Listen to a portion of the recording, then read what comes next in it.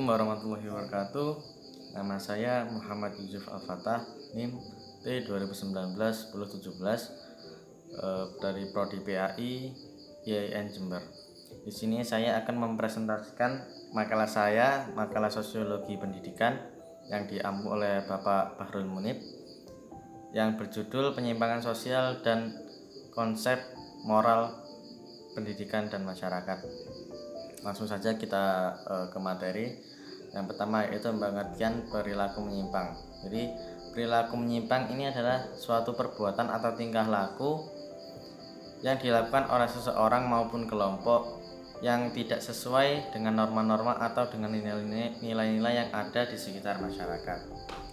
Atau kalau dalam Kamus Besar Bahasa Indonesia atau KBBI, perilaku menyimpang bisa diartikan sebagai perkataan, perbuatan, dan anggapan mengenai lingkungan yang tidak sesuai dengan norma-norma dan nilai-nilai yang ada di tengah-tengah lingkungan tersebut. Secara garis besar ada dua pokok perilaku menyimpang, yaitu penyimpangan agresif dan penyimpangan pasif. Penyimpangan agresif adalah suatu penyimpangan yang mengarah kepada pengrusakan, terus pelanggaran, terus penganiayaan, pembunuhan, dan lain-lain yang bisa merugikan diri sendiri maupun merugikan orang lain. Artinya perilaku agresif ini lebih mengarah ke anarkisme. Jadi ya seperti pencurian dan lain-lain. Kalau perilaku penyimpangan pasif yang bersifat pasif ini pelaku lebih menarik diri dari orang lain. Artinya pelaku lebih suka menyendiri. Dia merasa putus asa, merasa tidak percaya diri, dan merasa kalau misalkan dia berada di luar dia tidak akan aman. Jadi untuk pasif ini dia itu lebih suka menarik diri dari orang lain, dari interaksi oleh orang lain di luar sana, dan dia lebih suka untuk menyendiri di rumah. Jadi intinya kalau kalau agresif itu tadi anarkisme, kalau pasif itu lebih suka menyendiri atau mengurung diri. Penyimpangan sosial atau yang biasa disebut dengan perilaku yang menyimpang secara sadar atau tidak sadar, biasanya kita pernah mengalaminya dan pernah melakukannya. Hal ini bisa terjadi oleh siapapun, kapanpun, dan dimanapun, baik dilakukan secara sadar maupun tidak sadar. Biasanya perilaku tersebut menimbulkan permasalahan tersendiri. Suatu perilaku yang dapat dikatakan menyimpang apabila perilaku itu tidak sesuai dengan aturan. Penyimpangan sosial atau perilaku yang menyimpang biasanya dibagi menjadi dua, yaitu primer dan sekunder. Penyimpangan primer ialah penyimpangan yang masih bersifat sementara, artinya perbuatannya itu masih bisa dimaafkan atau masih bisa ditoleransi asalkan tidak diulangi lagi atau akibat dari perbuatannya itu tidak terlalu fatal. Sedangkan penyimpangan sekunder ialah perilaku atau perbuatan seseorang yang dilakukan yang secara umum disebut dengan perilaku menyimpang. Orang tersebut melakukan tindakan secara berulang-ulang dan tidak dapat ditoleransi lagi akibat perbuatan tersebut mengakibatkan hal yang fatal. Biasanya perilaku penyimpangan ini melekat kepada anak-anak yang masih berusia belasan tahun atau masih berusia remaja. Perbuatan yang melanggar aturan dan hukum yang berlaku sehingga bisa menimbulkan kerugian orang lain dan dapat mengganggu ketertiban dan ketenteraman umum serta dapat merugikan diri sendiri. Penyimpangan sosial juga sering terjadi di lingkungan pendidikan. Meskipun di sekolah merupakan tempat untuk mencari ilmu, akan tetapi bukan berarti di sekolah itu tidak ada yang melakukan penyimpangan. Banyak sih seperti siswa, bahkan oknum-oknum guru juga melakukan penyimpangan. Seperti apa? Seperti tidak, kalau siswa itu baju tidak dimasukkan, tidak rapi, terus tidak pernah ikut upacara, merokok di sekolah, atau mungkin pacaran dan lain-lain. Sedangkan kalau mungkin untuk oknum-oknum guru itu penyimpangannya biasanya berupa tidak masuk di kelas atau tidak mengajar tanpa ada keterangan yang jelas. Jadi dapat disimpulkan bahwa yang disebut perilaku menyimpang yaitu suatu perbuatan yang dilakukan oleh individu maupun kelompok, baik di lingkungan sekolah maupun di masyarakat, yang tidak sesuai dengan norma atau nilai-nilai aturan yang berlaku di tengah-tengah tersebut. Berikutnya yaitu faktor penyebab perilaku penyimpangan sosial. Nah, ada dua faktor utama, yaitu faktor internal dan faktor eksternal. Yang pertama yaitu faktor internal. Di sini biasanya pelaku atau orang yang melakukan penyimpangan tidak bisa mengontrol diri atau kontrol diri yang lemah. Menurut John Santrop, kontrol yang lemah terjadi akibat dari kegagalan perkembangan dalam kontrol diri yang sebenarnya hal tersebut sudah diterima pada masa pertumbuhan. Oleh karena itu, mengapa kontrol diri yang lemah menjadi pengaruh? Pelaku penyimpangan justru lebih banyak dilakukan oleh remaja. Remaja yang melakukan tindak kejahatan atau melakukan penyimpangan pada dasarnya kurang memiliki kontrol diri, dikarenakan usia mereka yang masih remaja dan emosi mereka juga masih labil. Pada umumnya, kurangnya mengontrol diri akan suka menegakkan standar tingkah laku sendiri tanpa memperhatikan keberadaan orang yang lain. Jadi intinya anak tersebut atau remaja tersebut bertingkah laku seenaknya sendiri tanpa memikirkan orang yang ada di sekitarnya. Yang kedua yaitu kurangnya pemahaman tentang agama. Di era yang modern sekarang seperti ini, ilmu pengetahuan semakin berkembang. Akan tetapi justru ilmu agama yang sudah mulai tidak diperhatikan lagi atau tersisihkan. Banyak anak-anak di era modern seperti ini justru lebih mementingkan ilmu pengetahuan dan menyampingkan ilmu agama. Kepercayaan kepada Tuhan Yang Maha Esa hanya tinggal simbol saja. Ajaran-ajaran dan perintahnya pun tidak diindahkan lagi. Dengan kurangnya pemahaman agama, maka akan menjadi faktor utama mengapa perilaku ini sering terjadi di lingkungan remaja, bahkan bisa berakibat fatal. Dengan ini, satu-satunya cara untuk mengontrol adalah aturan-aturan atau hukum yang berlaku di lingkungan tersebut. Yang kedua yaitu faktor eksternal. Faktor eksternal ini bisa terjadi, yang pertama yaitu karena faktor lingkungan. Nah, faktor lingkungan ini merupakan faktor dengan kontribusi yang sangat besar terhadap kenakalan remaja atau penyimpangan sosial, karena sangat berpengaruh bagi kehidupan kita. Jika kita berada di lingkungan yang tepat, maka kita juga akan menjadi orang yang taat dengan peraturan, sehingga dapat meminimalisir perilaku. Yang selanjutnya yaitu dari faktor keluarga. Nah, kenapa faktor keluarga ini kok sangat berperan? Karena keluarga adalah sekolah pertama dan ibu atau orang tua adalah guru pertama untuk anak-anaknya. Jadi peran keluarga ini yang menentukan bagaimana anak tersebut nantinya, atau bagaimana anak tersebut nanti akan menjadi sukses ataupun enggak, itu bisa mungkin dari faktor keluarga ini.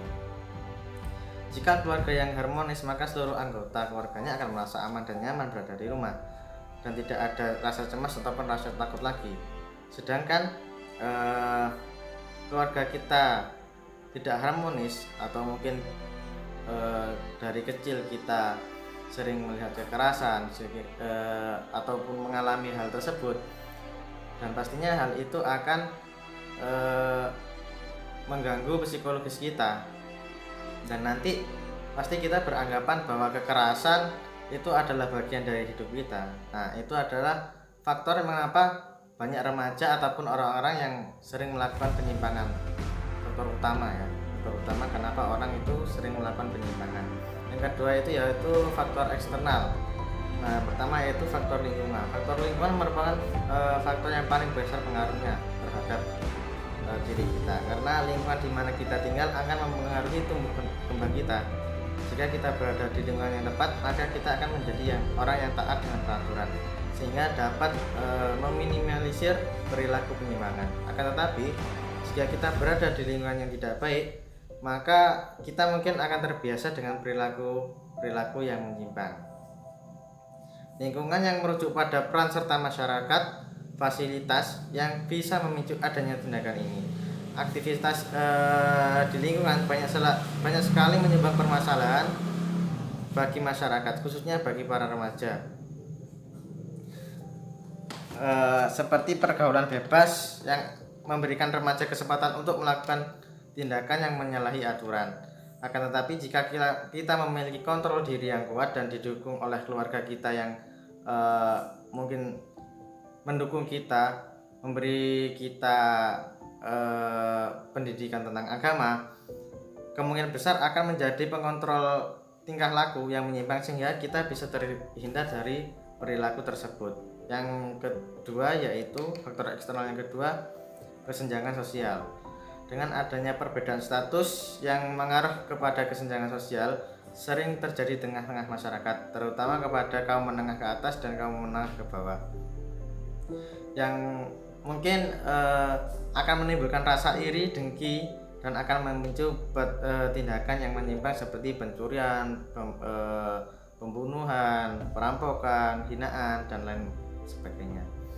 Yang keempat yaitu faktor media sosial. Media sosial yang kita temui sekarang mempunyai pengaruh besar terhadap perilaku yang menyimpang. Dengan adanya media sosial, masyarakat bisa dengan mudah dan bebas. Jika masyarakat tidak pandai-pandai dan bijak menggunakan media sosial ini, maka yang akan terjadi bukan malah menambah informasi atau menambah pengetahuan, melainkan tindakan kejahatan yang kita akan bisa tahu bagaimana mungkin cara melakukan hal yang tidak baik lewat internet atau lewat media sosial, yang nanti pasti akan merugikan orang lain. Hal itu jelas menyalahi aturan atau norma yang ada. Yang ketiga yaitu proses belajar yang salah.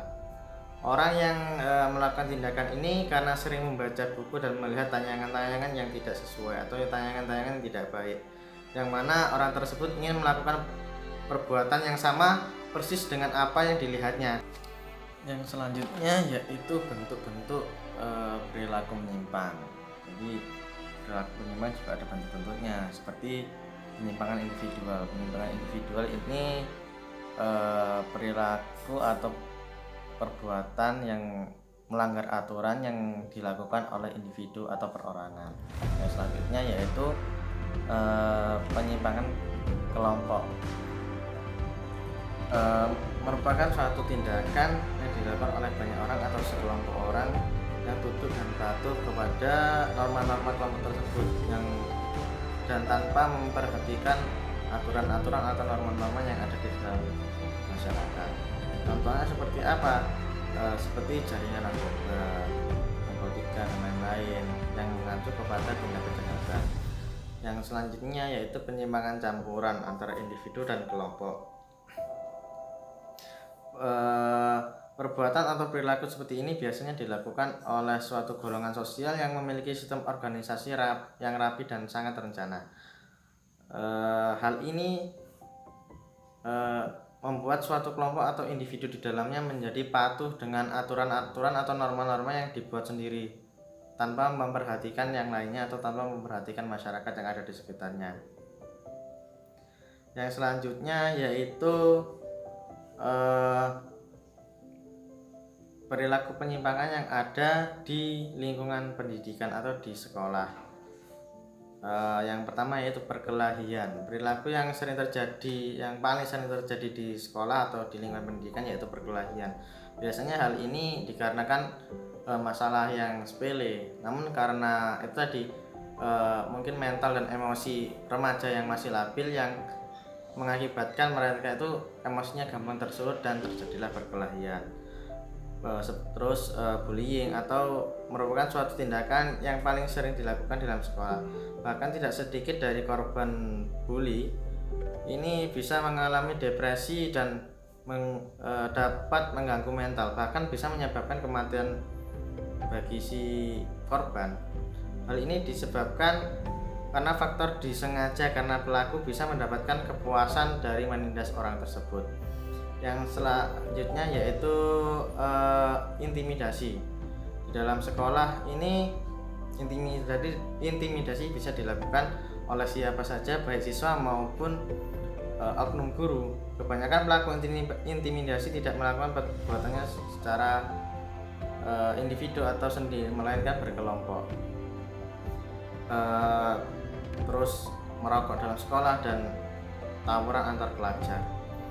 Terus yang selanjutnya yaitu dampak perilaku menyimpang. Nah, kalau perilaku menyimpang biasanya kan kita beranggapan dampaknya itu selalu negatif. Ternyata tidak, ada perilaku menyimpang yang justru berdampak positif bagi diri kita. Yang pertama yang saya jelaskan dampak negatifnya terlebih dahulu. Kalau dampak negatif banyak sih contoh-contohnya.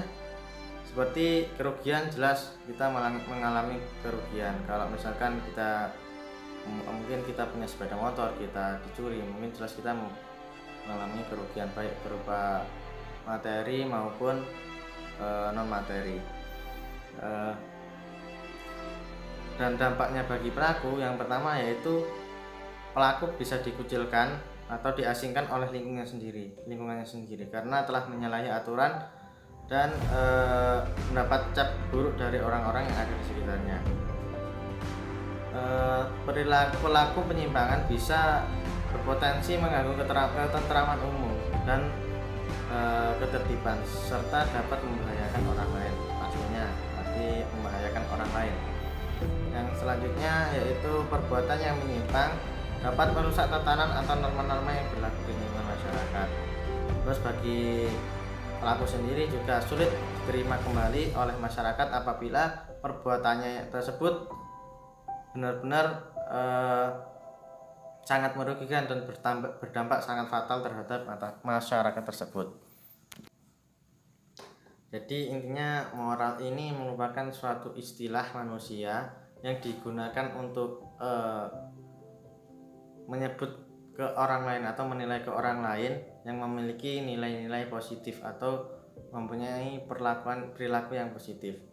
Nah, manusia yang tidak memiliki moral atau disebut juga amoral, atau mungkin kita mengenalnya adalah orang yang tidak bermoral, itu merupakan orang-orang yang tidak memiliki nilai positif. Dan moral sendiri adalah hal mutlak yang harus dimiliki oleh manusia. Moral secara eksplisit adalah hal-hal yang berhubungan dengan proses sosialisasi individu. Tanpa moral, manusia tidak akan bisa melakukan proses sosialisasi dengan baik.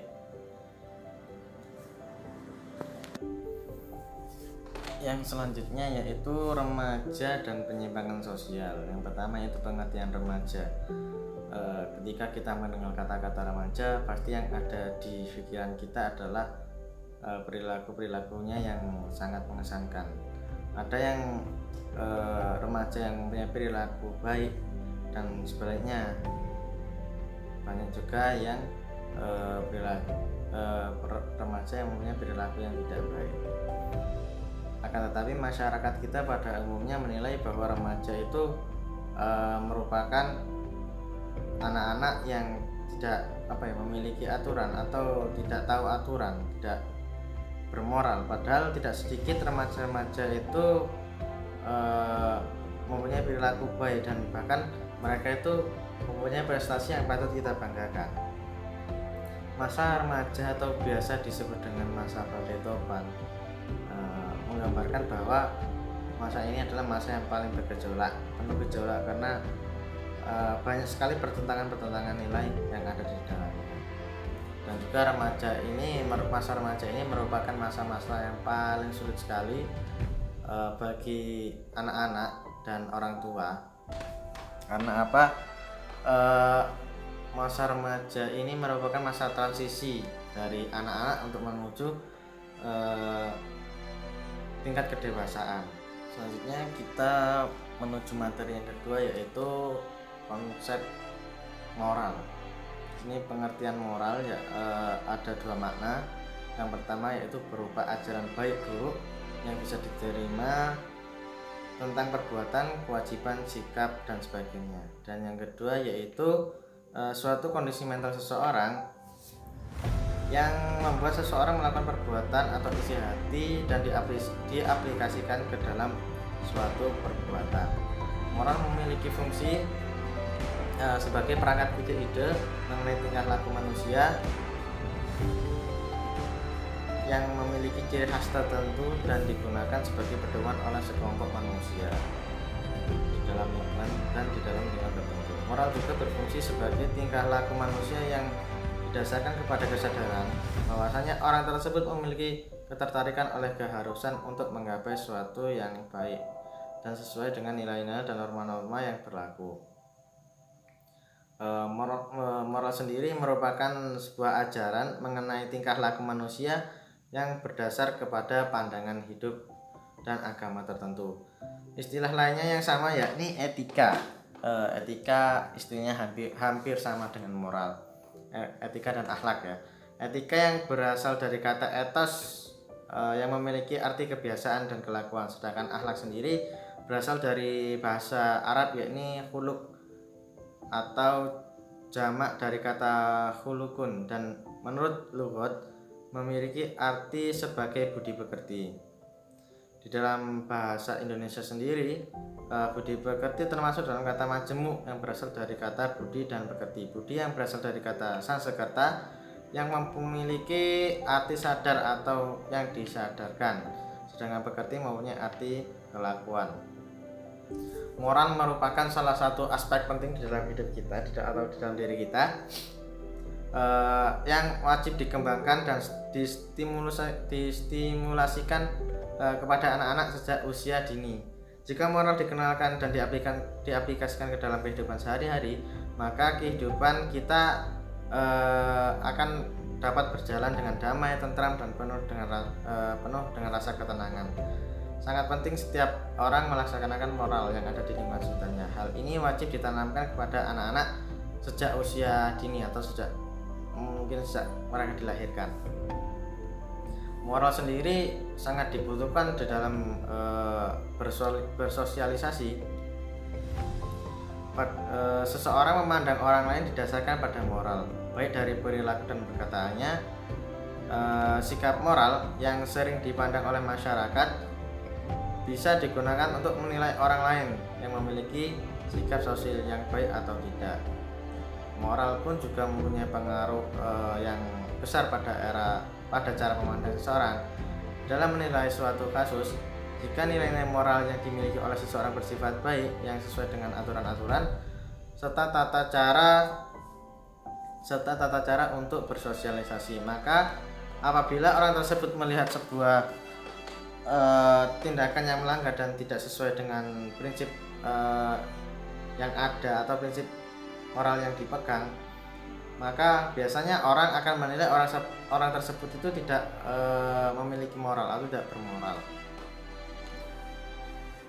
Mungkin itu saja video presentasi dari saya. Bila ada perkataan yang salah ataupun kurang, saya mohon maaf yang sebesar-besarnya. Terima kasih.